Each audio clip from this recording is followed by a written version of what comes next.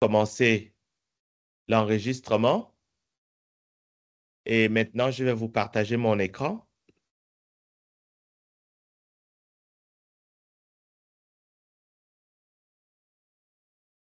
Alors, nous avons arrêté nos discussions à ce niveau. Avant que nous ne commencions, est-ce que vous avez des questions par rapport à ce qu'on a couvert la dernière fois? Oui, Annie-Claude. Oui, je pense que c'était Annie-Claude. Oui. Allez-y.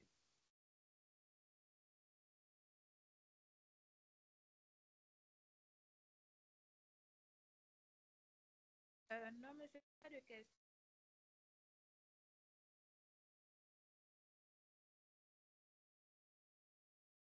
Oui, Annie-Claude, vous voulez dire quelque chose? Ah, monsieur. OK.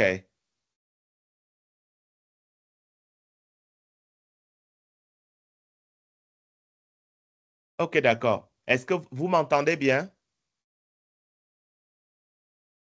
Monsieur.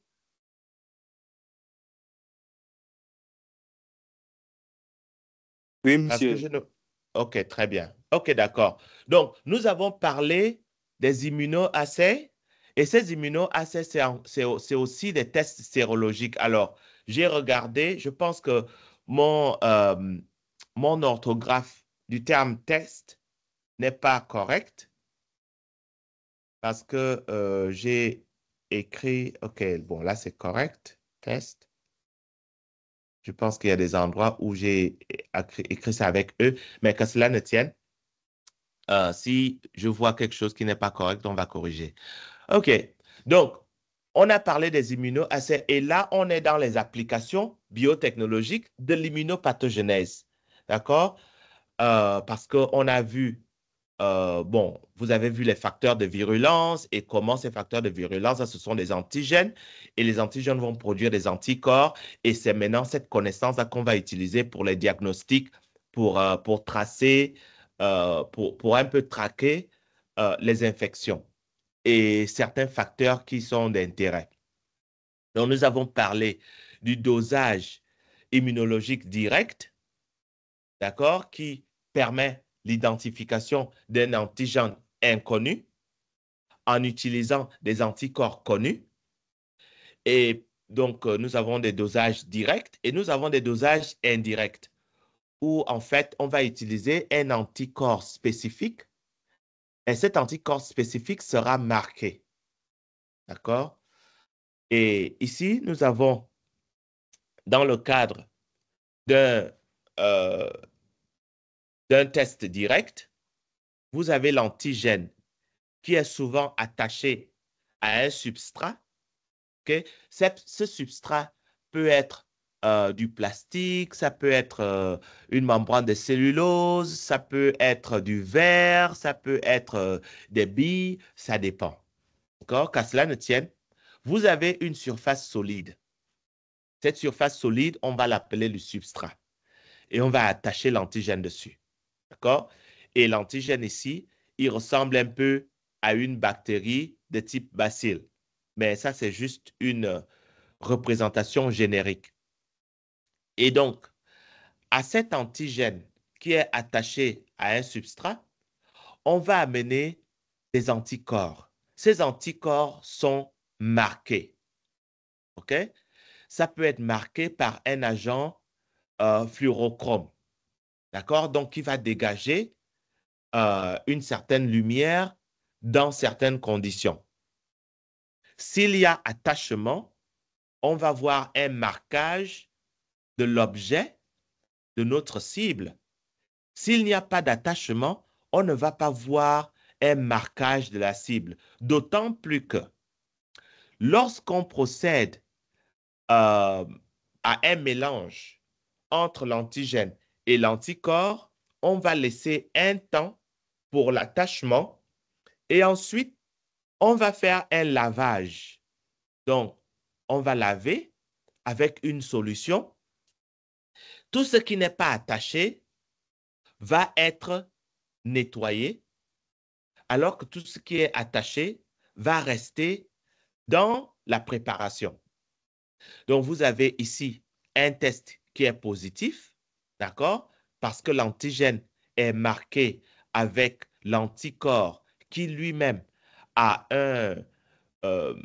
une couleur qui est détectable. Donc, cette couleur peut être verte, cette couleur peut être rouge, ça peut être jaune. Ça dépend en fait du fluorochrome qu'on a choisi d'utiliser. OK?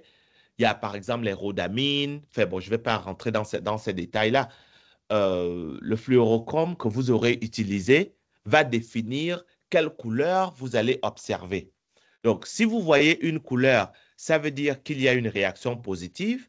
Si vous ne voyez pas de couleur, ça veut dire qu'il n'y a pas de réaction positive. Donc, la réaction est négative. D'accord? Donc, vous avez vu un cas de marquage direct. Et maintenant, on peut également faire un marquage indirect. Ce marquage indirect va s'appliquer dans le cas où, premièrement, nous avons notre antigène qui est attaché à un substrat. À cet antigène, nous allons apporter des anticorps. Ces anticorps vont reconnaître ou pas l'antigène. D'accord?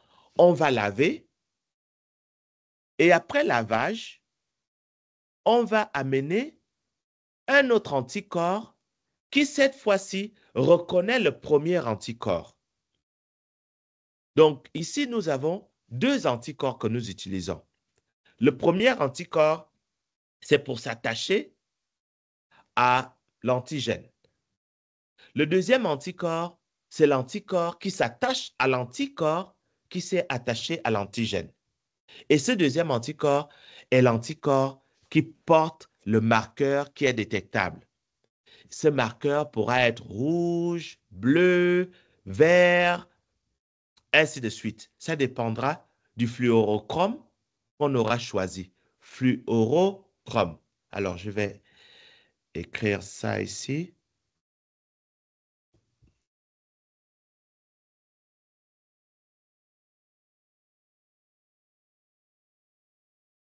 Le fluorochrome. Donc, c'est un agent colorimétrique euh, qui s'allume lorsqu'il y a une lumière particulière. S'il n'y a pas cette lumière-là, eh bien, cette lumière fluorescente, on ne va pas voir le fluorochrome. OK?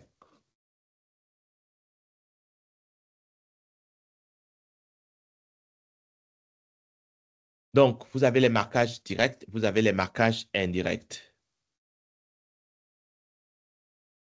Et donc, je vous parlais de fluorochrome, d'accord?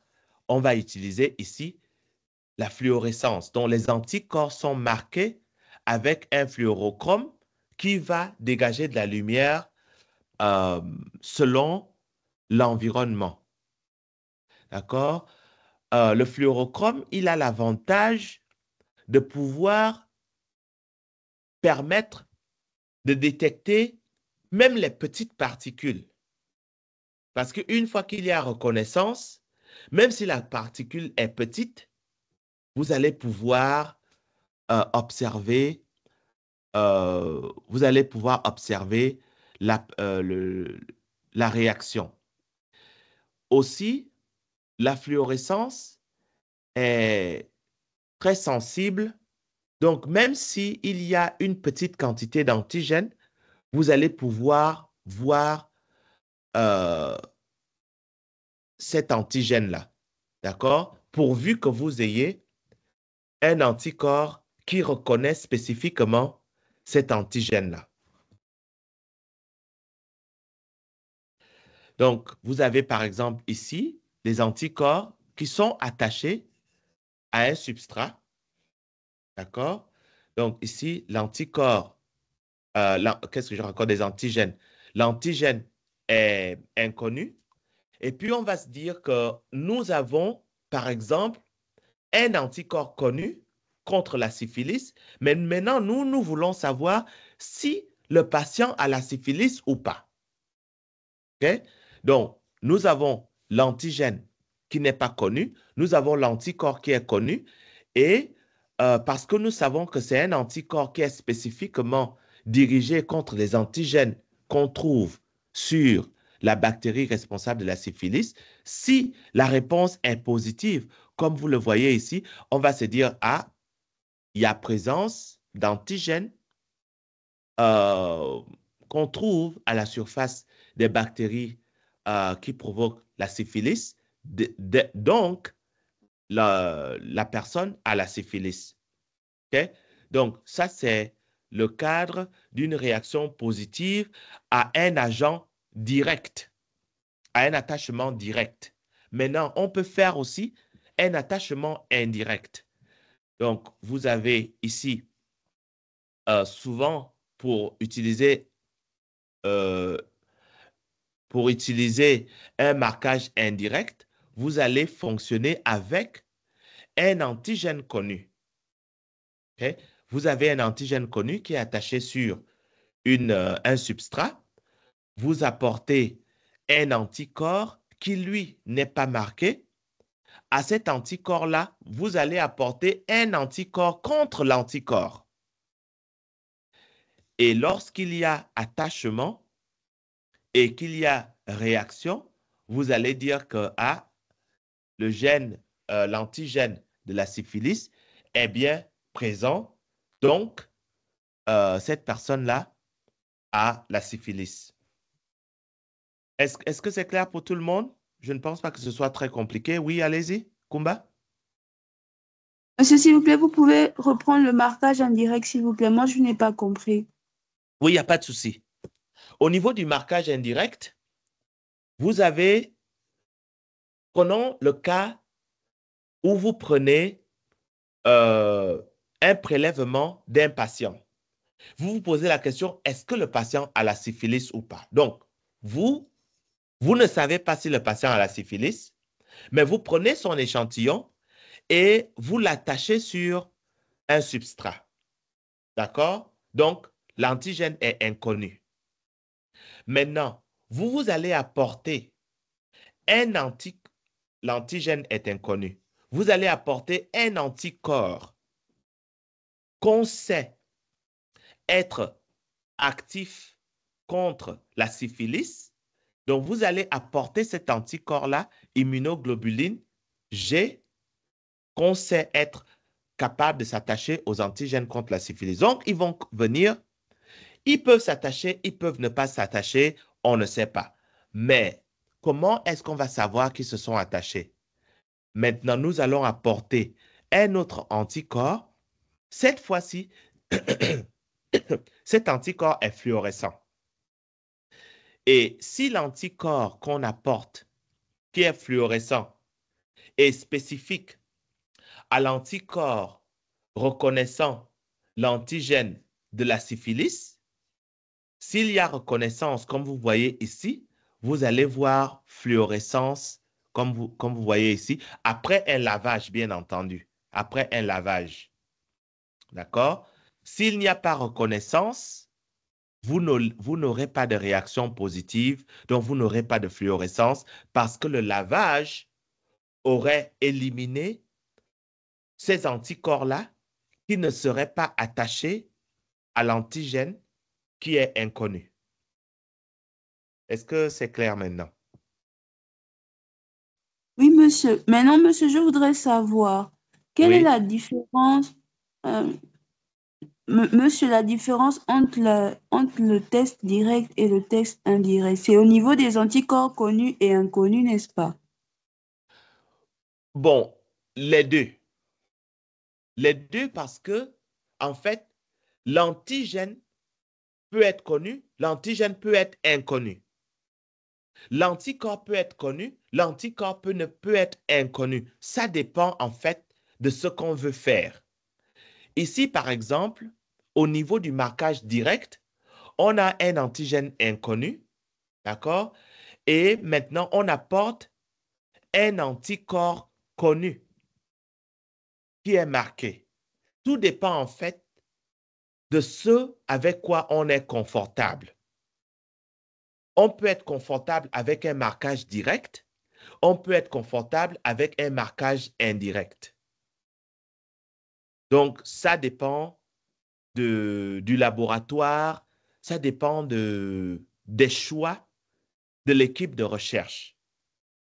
Donc, l'anticorps qui est connu, ça va souvent être utilisé pour détecter un antigène inconnu, mais dont on soupçonne la présence. Vous me suivez? Ça, c'est au niveau du marquage direct.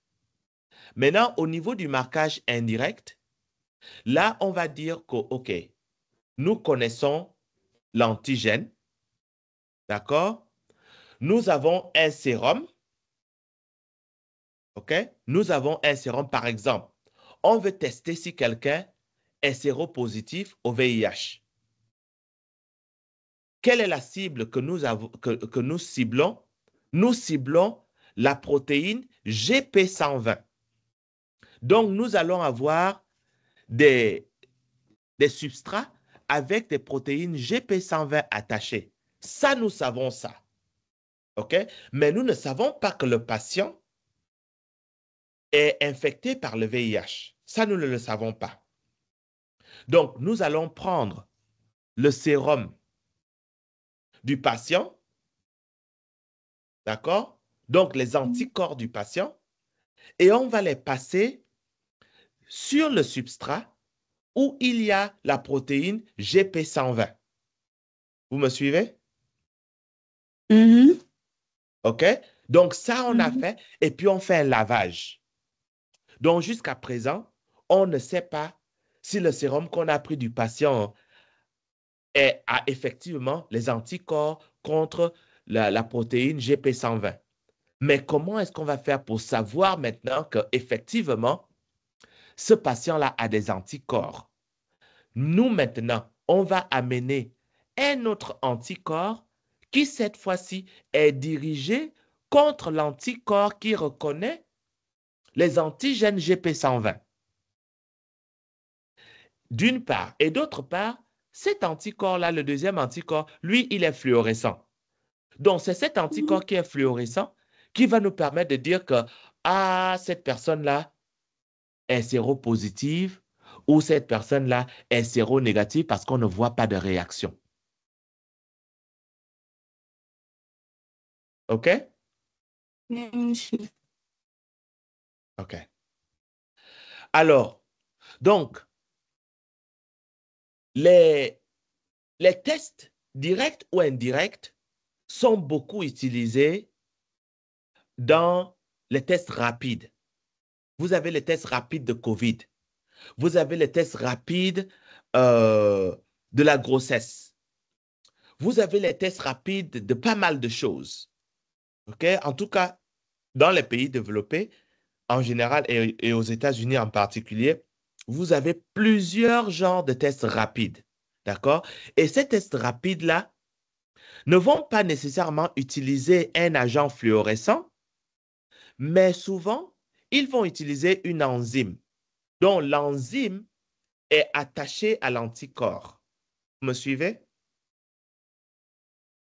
L'enzyme est attachée à l'anticorps. Et cette enzyme-là va créer une réaction en présence d'un substrat. D'accord? Donc, l'enzyme va convertir un substrat d'un état incolore à un état colore. Par exemple, vous allez voir ici le marquage qui montre que le test est positif. Donc, en général, vous allez voir deux traits. Un trait, c'est le trait du contrôle. À quoi le test ressemble lorsqu'il est positif? À quoi le test ressemble lorsqu'il est négatif? OK? Donc, on vous montre que, OK, par exemple, ici, au niveau de la lecture, si vous avez un seul trait, ça veut dire que la réaction est négative. Si vous avez deux traits, ici, ça veut dire que la réaction est positive. Alors, pour vous expliquer à quel point on veut rendre, à quel point le système veut rendre la lecture facile. Aux États-Unis aujourd'hui, on a des tests qui sont maintenant fabriqués de telle sorte que, au lieu d'avoir simplement 2 traits comme ça là, où on ne sait pas exactement quand est-ce que c'est positif, quand est-ce que c'est négatif. Bon, je ne parle pas de quelqu'un qui est en L3 biotechnologie biomédicale à IRBK. Je pense par exemple à quelqu'un qui vendrait par exemple des choses à Montbouet qui ne comprend pas les choses basiques de ce dont on est en train de parler. Alors, ils ont fait quelque chose ici où la réaction va montrer un signe plus. Parce que même quand les gens n'ont pas fait l'école, ils savent à quoi le signe plus ressemble et à quoi le signe moins ressemble. Donc, il y a plusieurs tests maintenant ici aux États-Unis que n'importe qui peut prendre, même si la personne ne sait pas lire et écrire, et que la personne prend le test. S'il voit une croix, il va voir que, ah, là, c'est positif. S'il ne voit pas la croix, il va voir que, ah, là, c'est négatif. Donc, comme ça, ils n'ont pas à se poser la question, mais est-ce que je suis enceinte? Est-ce que je ne suis pas enceinte? OK? Donc, ici, on va faire une conversion d'incolore à colore. OK? L'avantage, c'est que ce système est très simple et il peut s'appliquer n'importe où sans avoir besoin d'outils particuliers. OK?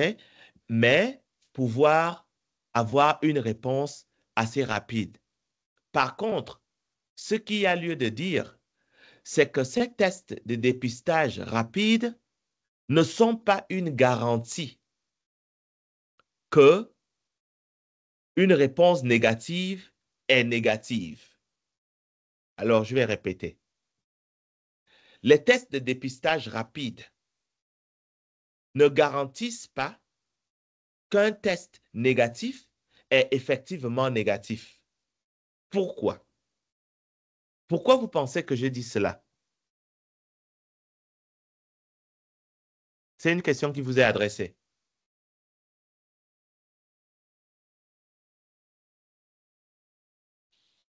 Monsieur, s'il vous plaît, vous pouvez reprendre la question, je n'ai pas bien suivi. Oui, je disais que Monsieur, vous les pouvez tests... proposer la question. Oui, bien sûr. Je disais que les tests de diagnostic rapide ne sont pas toujours fiables. Parce qu'un test qui est négatif n'est pas systématiquement négatif. Pourquoi est-ce que vous pensez qu'il peut arriver des situations où un test qui est négatif n'est pas nécessairement négatif, malgré le fait que ça lise, que ça montre que le test est négatif?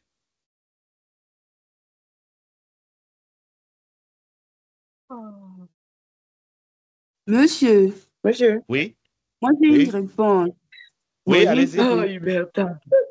Monsieur, moi j'ai eu, bon, je pense non que, par exemple, pas le technicien, par exemple, si une personne utilise un TDR et que, par exemple, il va mettre son sérum, son sérum sur le substrat, quand il va mettre ça sur le substrat, il se pourrait que lorsque il va faire son test, il peut avoir des erreurs. Par exemple, si le lavage se fait un peu plus rapidement qu'il ne faudrait le faire. Je sais pas comment expliquer ça en tout cas. Oui, oui, non, Monsieur, je vois. Oui, il y a un c'est temps, un il y peu... a un temps il y a un temps de réaction. Oui, monsieur. Il y a un temps de réaction. Bon, on ne parle même pas des problèmes de pipettage parce que ça, là, ça se passe tout le temps. OK? Mais on va revenir un peu, on va ramener un peu les choses à la personne de la gare routière. D'accord? Qui utilise un test de grossesse ou bien qui utilise un test de COVID pourquoi un résultat négatif ne signifie pas nécessairement que la réponse, que la réaction est négative? Oui, allez-y. Monsieur, peut-être que dans le cas dans le cas d'un test de grossesse, par exemple, c'est possible que le test le test ne s'avère positif que lorsqu'il détecte un certain taux d'hormone, de l'hormone qui est responsable de la grossesse, en fait. OK. Si Et, on a... et hormone qu'on appelle HCG. Oui. OK. Or, ce qui Oui. n'est pas le cas avec, par exemple, le test sanguin. OK. Lui, dès qu'il est positif, il est positif. OK. Bon, maintenant, est-ce que la conservation du test peut être un problème? Oui, monsieur, ça peut être un Oui, problème. ça peut être un problème. Donner le résultat. Voilà. La conservation du test peut être un problème. OK? Si le test n'est pas bien conservé, eh bien, vous pouvez avoir un test qui montre que c'est négatif alors que c'est positif normalement. Donc, Monsieur, oui, Monsieur, moi, oui. j'aimerais comprendre. Monsieur, en quoi la conservation va affecter le texte? Je ne comprends pas. Malgré qu'il y ait la Alors, présence de ceux dont on a besoin pour pouvoir faire l'analyse. alors, vous comprenez que dans les tests colorimétriques, nous avons les enzymes qui rentrent en ligne de jeu, n'est-ce pas? Oui, monsieur. Quelle est la nature moléculaire des enzymes?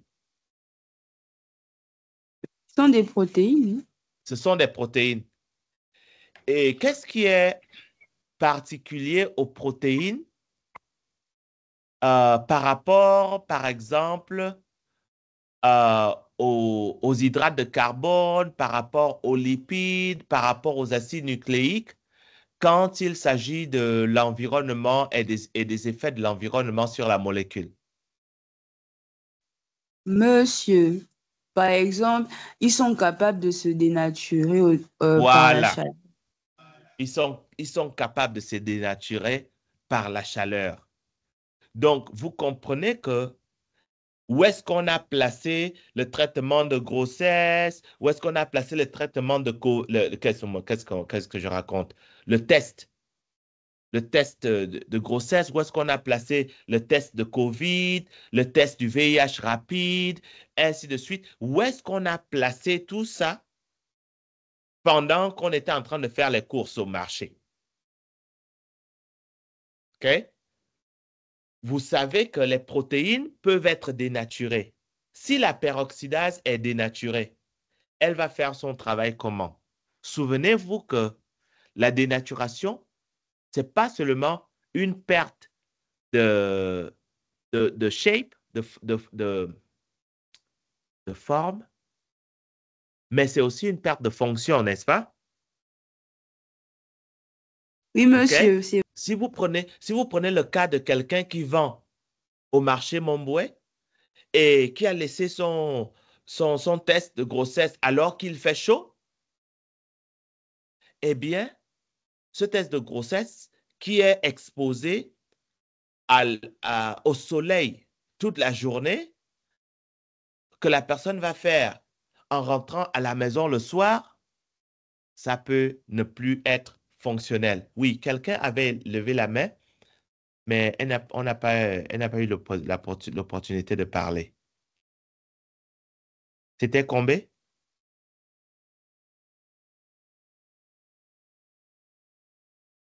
Est-ce que la salle de classe nous suit? Monsieur? Est-ce que les gens qui sont dans la salle de classe, vous me suivez? Oui, Monsieur. OK. J'essaie de suivre, monsieur. OK, très bien.